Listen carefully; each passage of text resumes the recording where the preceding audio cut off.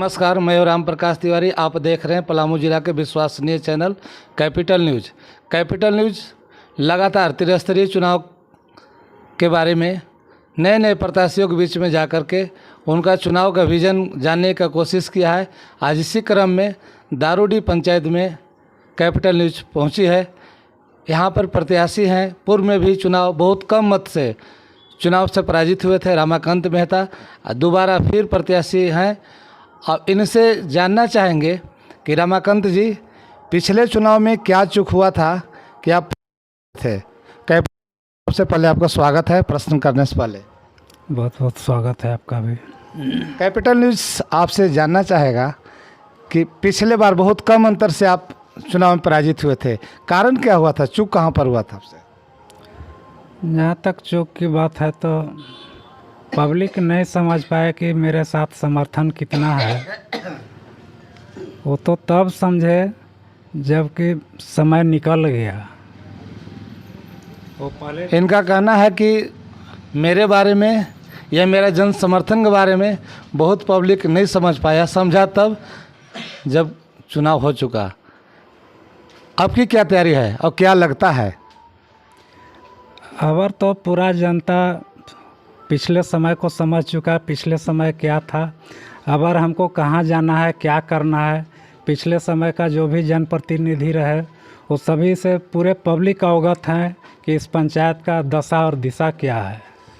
Public के साथ साथ आप पूर्व के जो प्रतिनिधि हैं यानी वर्तमान के हैं, आप कितना संतुष्ट हैं उनसे, उनके कार्यकाल से? अब जनप्रतिनिधि आप करते हैं, लोग के बीच में जा रहे हैं, घर घर घूम रहे हैं, उनके बारे में क्या शिकायत करते हैं?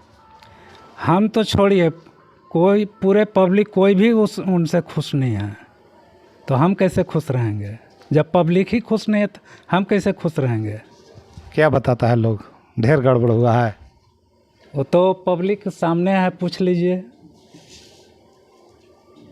ये तो पब्लिक है, सब जानती है। बिल्कुल। तो हाँ, हम बोलेंगे तो वो तो बोलिए कि आप प्रत्याशी हैं इसलिए उनके विरुद्ध आप कुछ बोल रहे हैं। चुनाव पंचायत चुनाव हो या लोकसभा का चुनाव हो, विधानसभा का चुनाव एक युद्ध की तरह होता है। ये युद्ध में आपका तैयारी क्या है? युद्ध का तो एकदम पूरा युद्ध को जीतने का तैयारी है, चाहे वो जिस कंडीशन में जीता जाए। सेना तैयार है? बिल्कुल 100%। अच्छा, सबसे पहले आपसे एक और बात करेंगे। यहाँ के दारूडी पंचायत के जनता आपको आशीर्वाद देती है, तो आप प्राथमिकता तौर पर क्या काम करेंगे जो कि ज़रूरी है इस पंचायत में करने के लिए? आप घूम रहे हैं, देख रहे हैं, या विकास कोसों दूर है, आप देख रहे होंगे, तो क्या करेंगे सबसे पहले आप? हमको अगर पब्लिक उस तरह से मौका देती है तो पब्लिक का जनरली रूप से जो भी समस्या है उस समस्या का निदान करने का प्रयास करूंगा। जो ऊपर से जिस तरह का फंडिंग होगा उसके हिसाब से सभी पब्लिक में एक समय ऐसा नहीं है कि जो पब्लिक कहीं हमको वोट नहीं दिया वहाँ काम नहीं करेंगे, वैसा कहीं कुछ भी नहीं है। हर पब्लिक को एक समान रूप से उसका जिस तरह का समस्या होगा उसका विकास करने का प्रयास करूँगा। खास करके दारूडी गांव या पंचायत की बात करेंगे तो यहाँ पर ज़्यादा कृषक लोग हैं। किसान के लिए आपके मन में क्या सोचते हैं? किसान के लिए आप किस तरह किसान आत्मनिर्भर हो? किसान के लिए तो यहाँ सबसे बड़ा समस्या पानी का ही होता है इस एरिया में। तो उसमें हम चाहते हैं जितना भी बांध है उसका रिपेयरिंग सबसे पहले करवाया जाएगा, ताकि वो लोग जो भी खेती बाड़ी करें सभी वह खेती बाड़ी ठीक ठाक से हो, कहीं कोई किसान को परेशानी नहीं हो। आपके यहाँ सरकारी विद्यालय हैं, लेकिन प्रायः देखा जाता है कि प्राइवेट स्कूल की गाड़ी आपका पंचायत में दौड़ते चलती है। तो इसमें कितना सुधार कर पाइएगा आप? जो ये स्कूल है सरकारी विद्यालय, ये इसमें कैसा मॉनिटरिंग करेंगे कि शिक्षा दुरुस्त हो? शिक्षा दुरुस्त करने का भी मेरा प्रयास होगा। तो उसमें हम अपने स्तर से चाहेंगे कि सबसे पहले मेरे अगल बगल जो भी स्कूल हो, सप्ताह में एक दिन स्कूल में समय देने का सबसे पहले काम करेंगे। सप्ताह में एक दिन हर स्कूल में, सप्ताह में एक दिन इस स्कूल में, अगला सप्ताह में उस स्कूल में। इस तरह से मेरे अंदर जो भी पढ़ाई का अथी है उसको बच्चे के बीच साझा करेंगे, के बीच में अपना जो भी अथी है उसको साझा करेंगे। उसके हिसाब आपके गांव में उप स्वास्थ्य केंद्र भी है, लेकिन प्राय देखा जाता है कि कोई एनएम आती है, एक बंद रहता है, सप्ताह में एकाध बार खुल गया। और पूर्व प्रत्याशी भी जो यहाँ के वर्तमान में रहे हैं मुखिया, वो कभी क्या ध्यान अगर देते तो रेगुलर हो सकता था, क्योंकि पंचायती राज के अंदर ही आता है वो। तो आपका कितना ध्यान रहेगा ये स्वास्थ्य पर?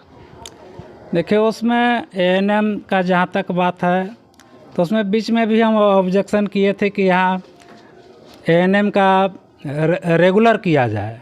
रेगुलर करने से बहुत तरह का जो सुविधा है पब्लिक के बीच में हो। एएनएम तो छोड़िए, हम डॉक्टर के लिए डिमांड किए थे।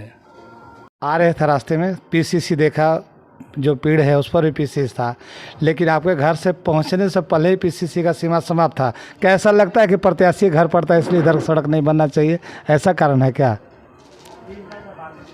कुछ तो ऐसा वजह है, कुछ यहाँ के जो एट प्रेजेंट प्रतिनिधि हैं उसके ख्याल से इसी रास्ते में मेरा मकान भी पड़ता है, अब उस वजह से नहीं बना।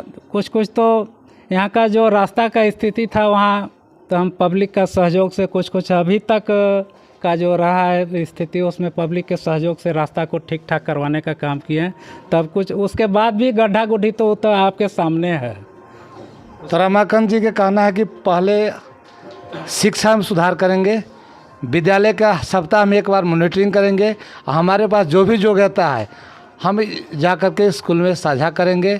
और अगर मॉनिटरिंग किया जाए, सही से मॉनिटरिंग किया जाए तो स्कूल रेगुलर रहेगा और शिक्षा भी होगा। दूसरी बात, स्वास्थ्य में भी इन्होंने पहले भी बात की, स्वास्थ्य में हम बात किए हैं, पहले भी ऑब्जेक्शन किए हैं रेगुलर खोलने कर लेकर के, लेकिन वर्तमान के जनप्रतिनिधि को उदासीनता के कारण नहीं तो शिक्षा सुधरा और नहीं स्वास्थ्य। रमाकांत जी कितना जनता के विश्वास जीत पाएंगे, कड़ा चुनौती है। लेकिन कैपिटल न्यूज़ सभी दर्शक से अपील करता है कि आप 24 मई को मतदान करने के लिए जाएं तो योग्य प्रत्याशी के पक्ष में अपना मतदान करें। कैपिटल न्यूज़ के लिए राम प्रकाश तिवारी, नीलांबर पीताम्बरपुर।